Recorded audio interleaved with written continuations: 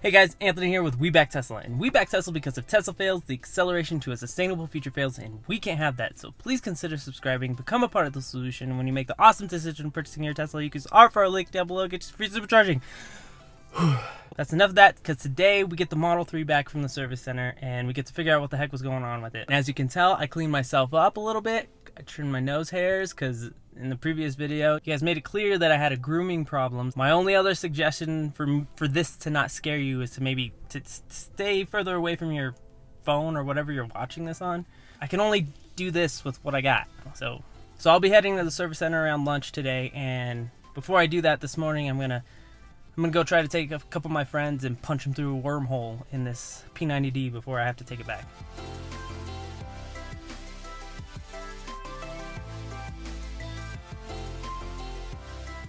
All of your videos start that way? Yeah. To be real close to the screen. They do.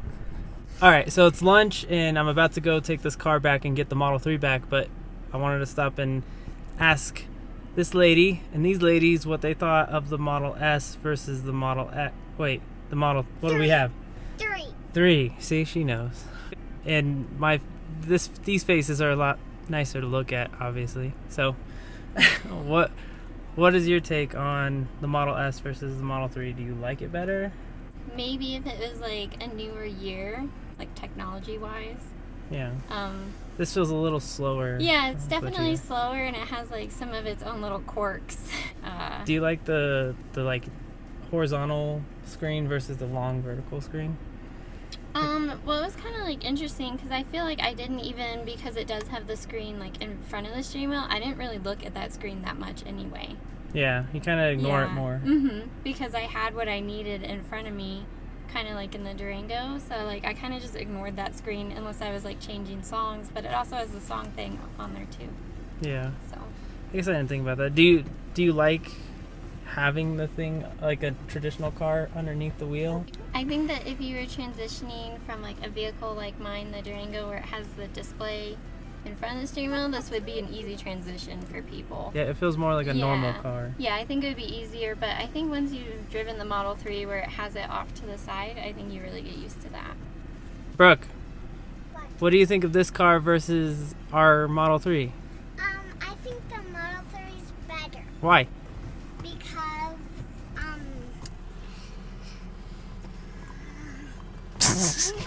Nervous. we can open it by ourselves. Like the the door handles? Yeah, the door handles are different, huh? Because they pop out. What about the back seats where you guys got to ride in the trunk? Did you like that? I like them, but there's no air, so... Does it get hot back there? It gets hot, yeah. It gets really hot back there. Yeah, that's not ideal. That's probably why they stopped doing that. That too? Sure. How does Mama? Yeah. Yeah, these cup holders are nice, but I keep like hitting my elbow on the drink every time. Yeah. But you wouldn't be mad to have a used one of these as our second car, huh? No, I wouldn't be mad. It was kind of different going like, there's like some things that like freaked me out a little bit with this car. Yeah, this specific one I think had a few bugs that, like little quirks. The backing up and it would slam into park. Yeah. That scared me a little bit. But yeah, it was fine. Nobody died. It was totally fine. Which car do you like better, this car or Ghost? This car? What? What? Because it got rocket ship faster. It does go rocket ship a lot faster.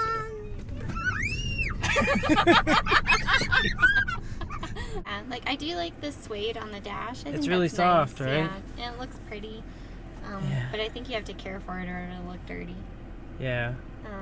The gray seats I don't mind. I think those are kind of nice. They're nowhere near as comfortable. No. They're hard. Even my mom commented how much more comfortable the Model 3 is than compared to the S. For sure. And then I also like, it was harder for me to see out of this car, like the dash. Yeah, so like the windshield's a lot shorter or like compressed. So the dash is higher and then the roof line is lower. Yeah, so I think if you were like a smaller person, you would really have to dial in like your setup. You know, it's not like... Yeah, and we're small people, so having the more openness of the Model 3 with no obstruction, it's really nice. Oh yeah, and I feel like you can have a better view of like when you're driving. You can see better. Ooh, that's soft. Yeah. And I just I prefer the interface Ooh, on that's soft. the Model 3 screen compared to this one. This one's a little bit different. Yeah, it seems like crammed. Yeah, and I had to really search what I was looking for on there. It wasn't readily available. All right, I gotta take it back. Tell the people bye. All right, good job. Bye!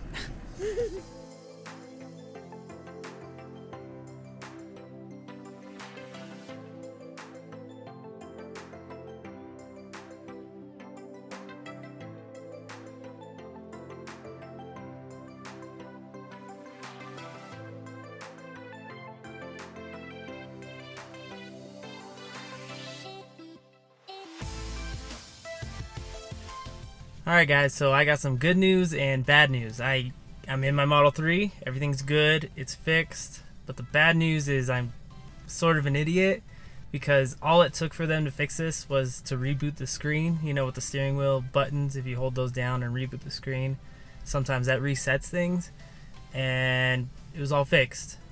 Yeah, I'm just playing.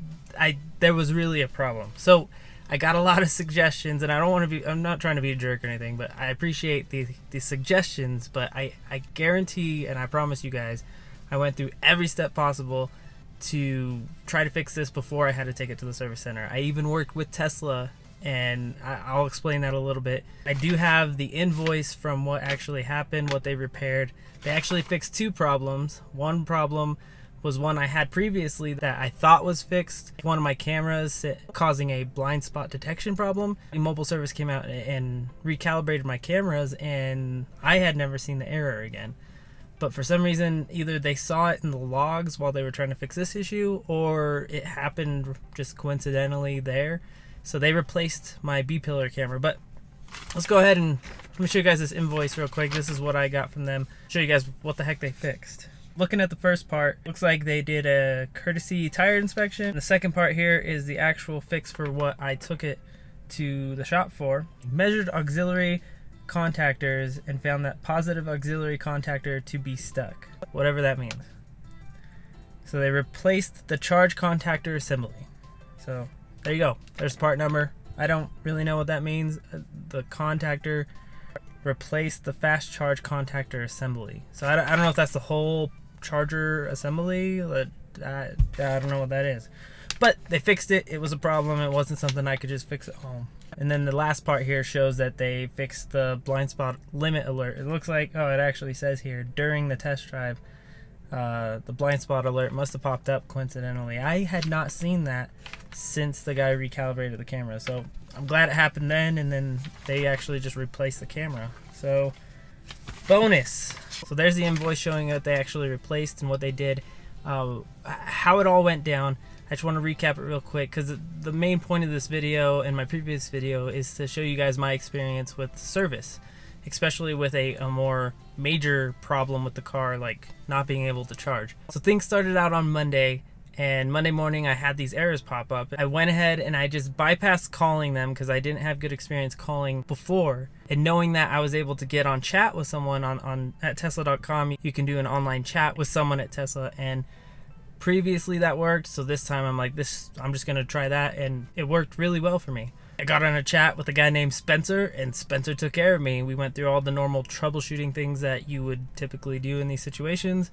I had done these previously by myself, but I went ahead and ran through it while he was on chat with me, and he could actually get into my car and see my errors and see that it's still there. And when all that was done, he said he would package up all the information and send it to my service center, and to just go ahead and go down there. Even though I didn't have an appointment with issues like this that will prevent you from driving the car, at least for me, they just took me in right away. So he asked if I had enough charge to get there, and I did. Flew down the road and got to the service center, and in my previous video you saw, they just, after a few minutes, they just ended up giving me a loaner, which was sweet. I got that P90D, and honestly, Jess and the girls had it the past few days. I didn't really get to drive it much. I gave it to them.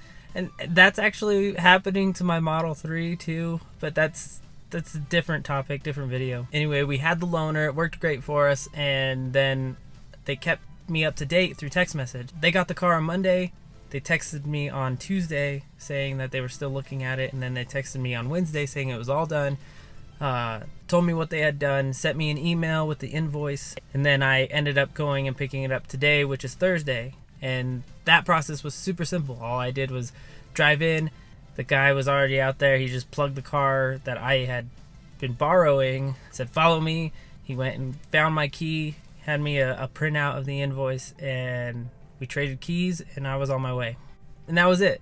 So now I have the Model 3 back. It's fixed. Everything's working like it's supposed to be, and I gotta say my experience was great. I don't think there was anything else that really could be better in this situation.